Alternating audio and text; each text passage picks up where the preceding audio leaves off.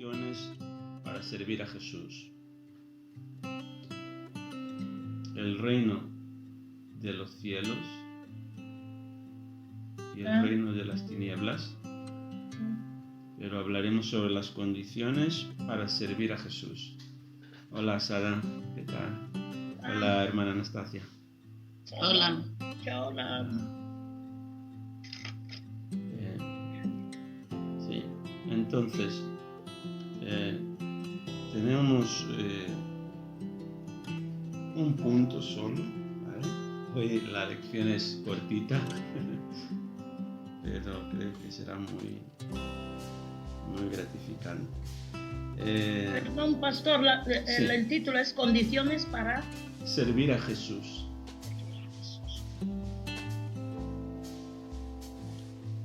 Vale, la primera condición es asistir a una iglesia con regularidad. ¿Amén? Podemos abrir, por favor, Hebreos capítulo 10, el versículo de número 38. Hebreos 10, 38. Si alguien lo tiene, por favor, lo puede leer. Hebreos 10, 38.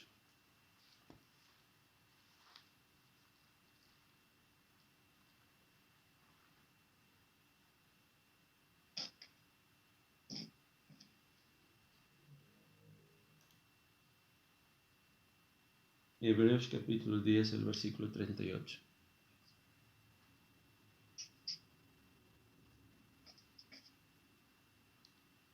¿Lo tienes, Ada? Bea. Tu micrófono está cerrado. No, estoy buscando. Está buscando. Bueno, yo lo tengo, ¿eh? Lo voy a leer. Yo ya lo tengo. Bueno. Herminia, léelo entonces. Sí. Léelo. 10:38. Sí. Dice así. Mas el justo vivirá por fe, y si retrocediere, no agradará a mi alma. Amén. Entonces está diciendo que el justo, ¿cómo vivirá el justo? Dice que el justo vivirá por la fe. ¿Qué es vivir por fe? Vivir por fe, hay mucha gente que cree que vivir por fe es vivir en el oscuro, ¿sabes? Vivir en una burbuja como que, bueno, a ver, ¿no? ¿Cómo será? Estoy viviendo por fe, ¿vale? A ver si Dios hace algo. Pero vivir por fe significa vivir creyendo en la palabra de Dios. Creyendo que la palabra de Dios es verdad y que Dios cumple lo que promete. Amén. Eso es vivir por fe. Vivir por fe significa creer que la palabra de Dios es verdadera y que todo lo que Dios promete, Él lo cumple. Y dice más, y si retrocediere, no agradará mi alma. Entonces es un estilo de vida. Es un estilo de vida de creencia. Es creer en las promesas de Dios. Pero dice que si nosotros retrocedemos ante las circunstancias no creyendo en la palabra, no viviendo este estilo de vida, que es un estilo de vida de fe, entonces dice que Dios no se agradará. Amén. Si queremos que Dios se agrade de nosotros, tenemos que vivir por fe. Vivir por fe, o sea, la segunda condición para poder servir al Señor Jesucristo es tener nuestra vida en orden. Tener nuestra vida en orden para con Dios y con los hombres. Con los hombres quiere decir con las personas, ¿no? Con la sociedad. Primera Timoteo, el capítulo 3, versículo 1 al 16. Primera Timoteo 3, 1 al 16.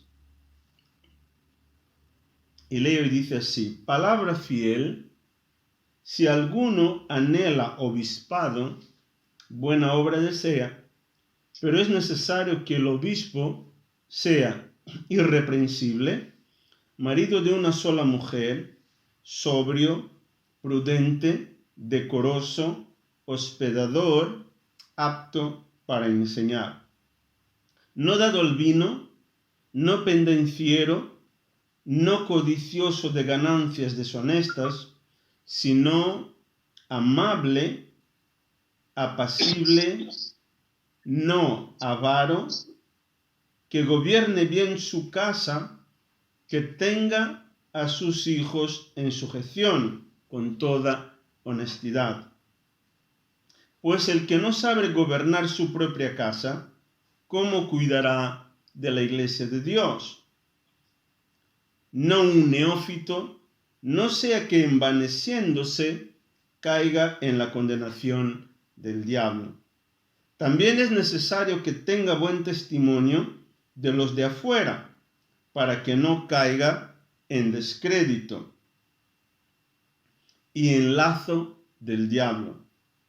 Los diáconos asimismo deben ser honestos, sin doblez, no dados a mucho vino, no codiciosos de ganancias deshonestas, que guarden el misterio de la fe con limpia conciencia.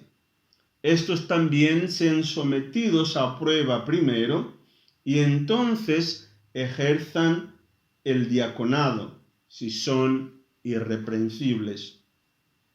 Las mujeres asimismo sean honestas, no calumniadoras, sino sobrias, fieles en todo. Los diáconos sean maridos de una sola mujer, y que gobiernen bien sus hijos y sus casas, porque los que ejerzan bien el diaconado ganan para sí un grado honroso y mucha confianza en la fe que es en Cristo Jesús. Esto te escribo, aunque tengo la esperanza de ir pronto a verte, para que si tardo sepas cómo debes conducirte en la casa de Dios, que es la iglesia del Dios viviente, columna y baluarte de la verdad. Indiscutiblemente grande es el misterio de la piedad.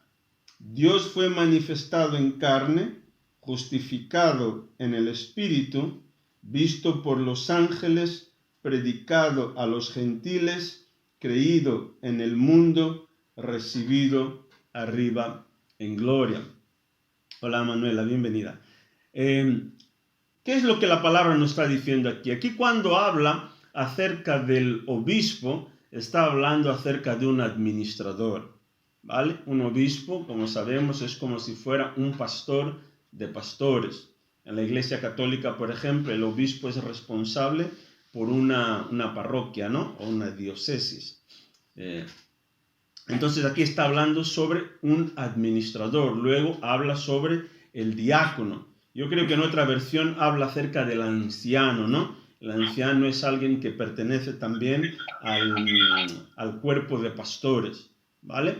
Entonces es importante que una persona que sirva a Cristo tenga estas condiciones en su vida. Sea una persona que tenga su casa en orden, ¿vale? No sea dado al vino, o sea, no una persona que es, ¿cómo se dice?, codicioso, avaro, ¿vale? Tiene que cumplir ciertas condiciones para que uno pueda servir a Cristo.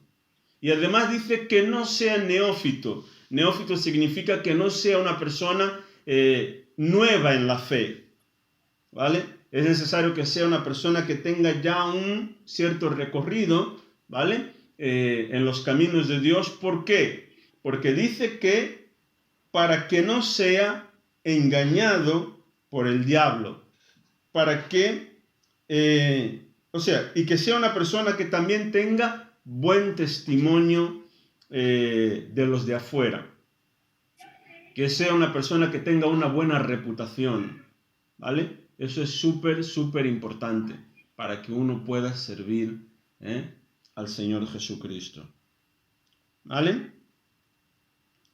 No debe ser murmurador, una persona que cuando abre la boca, que siempre está hablando y como se dice, ¿no? Hablar tonterías, ¿vale? Tiene que cuidar mucho su boca, porque lo que decimos es súper importante. Entonces, abramos también Hechos capítulo 6, el versículo 3. Vale, lo leo yo. Hechos 6, 3. ¿Me escucháis? Sí. Sí. Por lo tanto, hermanos, escojan a 7 hombres que sean muy respetados, que estén llenos de espíritu y de sabiduría, y ellos les daremos esa responsabilidad. Amén. Amén. Entonces aquí está hablando acerca de la elección de los primeros diáconos, ¿vale? Que eran las personas que ayudarían, ¿no? En el servicio. Por ejemplo, la iglesia estaba creciendo mucho, ¿vale? Y los apóstoles, ellos se estaban encargando de repartir alimentos, ¿no? Atender a las viudas, a los huérfanos, etc.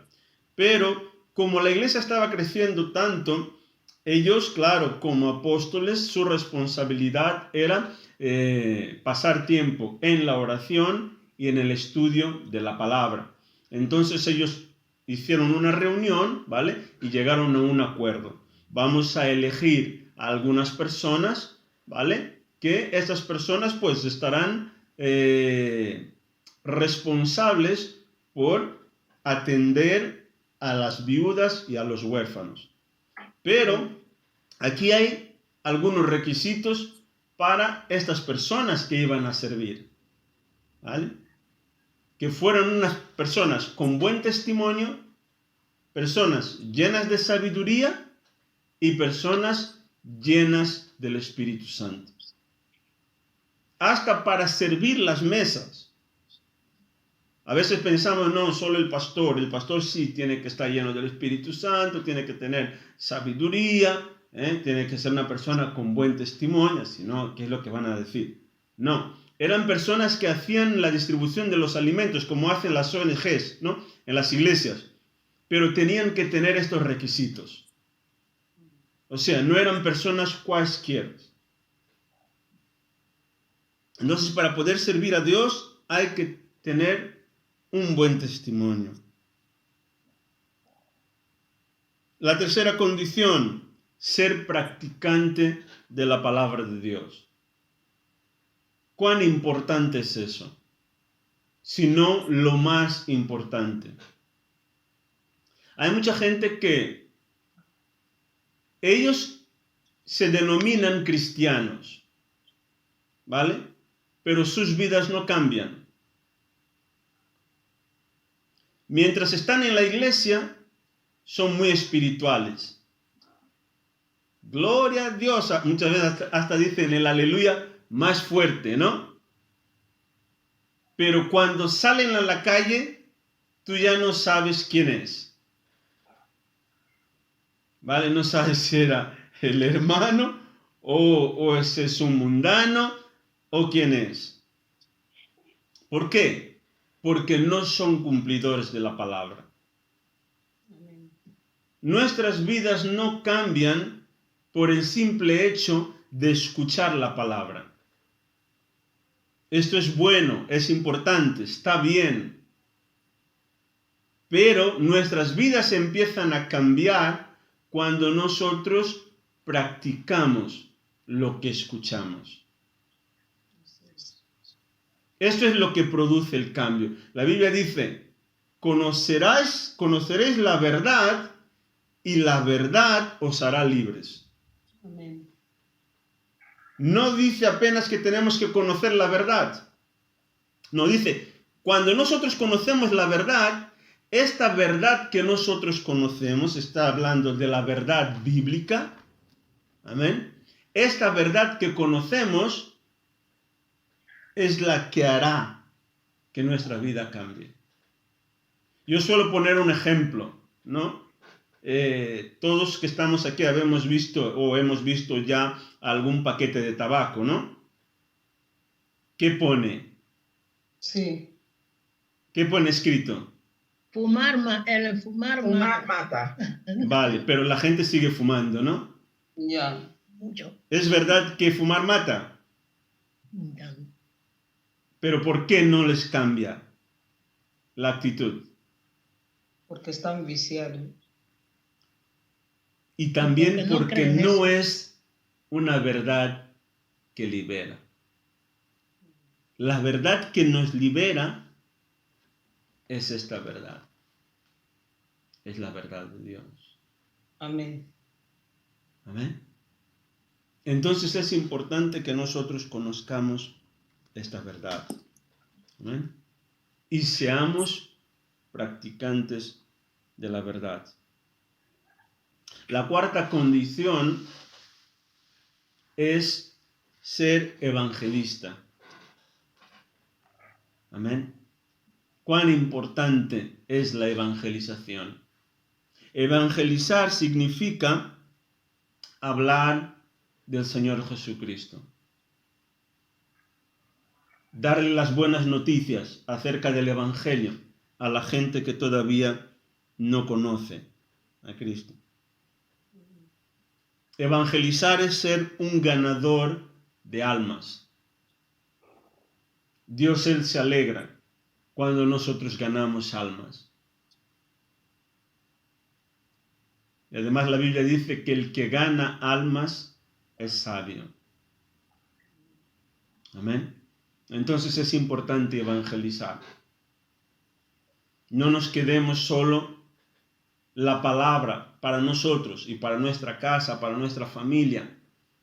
No, es importante compartir el evangelio con otros.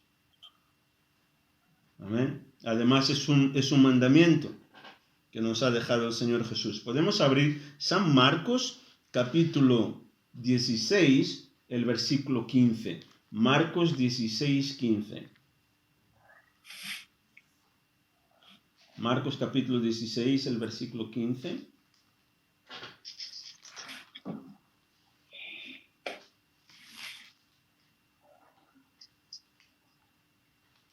Sada, ¿lo tienes? ¿Puedes leer? Marcos capítulo 16, sí. Versículo 15 al 20. ¿Del 15 al? Al 20.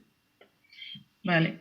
Y les dijo, id por todo el mundo y predicad el evangelio a toda criatura. El que creyere y fuere bautizado será salvo, mas el que no creyere será condenado. Y estas señales seguirán a los que creen. En mi nombre echarán fuera demonios, hablarán nuevas lenguas, tomarán en las manos serpientes, y si bebieren cosa mortífera no les hará daño. Sobre los enfermos pondrán sus manos y sanarán. Y el Señor después les habló, fue recibido arriba en el cielo y se sentó a la diestra de Dios. Y ellos, saliendo, predicaron en todas partes, ayudándoles el Señor y confirmando la palabra con las señales que les seguían. Amén. Amén. Entonces vemos aquí que, ¿qué fue lo primero que Jesús dijo? Les dijo, id por todo el mundo y predicad el evangelio a toda criatura. El evangelio es para todo el mundo. Amén. Es para todas las personas. Personas ricas, personas pobres, africanos, europeos, asiáticos, Amén. El Evangelio es para todo el mundo. Y entonces el Señor dijo, el que creyere y fuere bautizado, ese será salvo. Entonces no llega a creer, ¿vale? Hay que ir al bautismo también. Dice que el que creyere y fuere bautizado, este será salvo, pero el que no creyere será condenado. Amén. Muchas veces la gente cree que es Dios el que condena a la gente. Dice que es la falta de creer, la falta de fe en el Evangelio es lo que lleva a las personas a la condenación. Dios no quiere condenar a nadie, no quiere que nadie se pierda, no quiere que nadie vaya al infierno. Pero la gente se condena a sí mismo. Cuando nosotros vamos a predicarles, no tenemos que forzarles a recibir el Evangelio. Nuestra tarea es solamente compartir. Decirles, mira, Jesús vino, murió en la cruz para salvarte. Él lo hizo en tu lugar. Si te arrepientes y le entregas tu vida, serás salvo. Y decirle, el Señor te ama. El Espíritu Santo es el que tiene la tarea de convencer. Pero para que Él pueda convencer a la persona, nosotros tenemos que predicar. La persona necesita escuchar el Evangelio, porque la fe viene por el oír. Si ella no escucha el Evangelio, eso no generará fe en su corazón. Entonces ella necesita escuchar. Por eso el apóstol Pablo decía que el Evangelio es locura para los que no creen. Porque la gente dice, ¿cómo es posible que con unas palabras yo pueda ser salvo?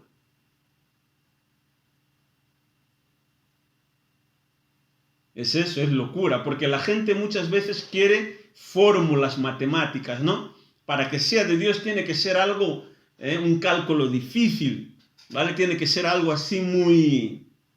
No, Él lo hizo de esta manera para que nadie pudiera decir que era difícil. Era solo escuchar y decidir creer y entregarle la vida.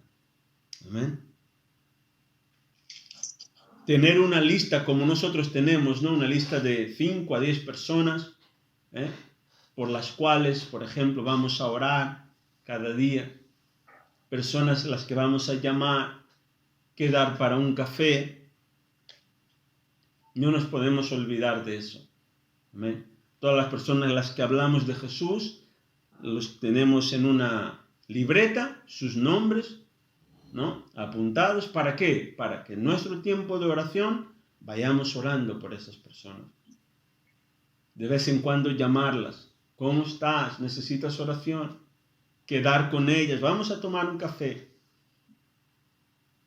Llamarlas. Mira, hoy vamos a tener estudio bíblico.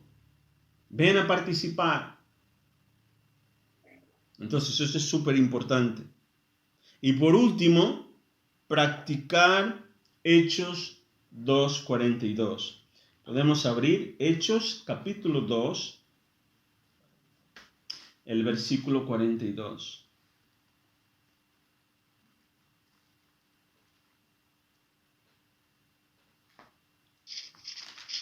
Hechos capítulo 2, el versículo 42. ¿No? 40. Y 2. Hechos 2, 42. Hechos 2, 42. ¿Puedo leer? Sí, por favor. Y perseveraban en la doctrina de los apóstoles, en la comunión unos con otros, en el participamiento del pan y en las oraciones. Amén. Entonces, así es como tenemos que hacer nosotros. perseverar en la doctrina. ¿Qué es la doctrina? Doctrina significa enseñanza, ¿vale? Está hablando de la palabra de Dios. Es importante que nosotros perseveremos, nos mantengamos firmes. Por eso yo decía al principio, ¿no? Que asistamos con regularidad a la iglesia, a las reuniones, al estudio bíblico, al domingo. ¿Para qué? Para escuchar la palabra. Esto hará que mi fe crezca. Luego, ¿qué tengo que hacer? Comunión unos con otros. Quedar. Mira, vamos a tomar un café. Llamar. ¿Cómo estás? ¿Todo va bien? Enviar un mensaje. Quedamos en una reunión mensual. O quedamos para cenar, para ir a pasear, para un retiro. La comunión es súper importante.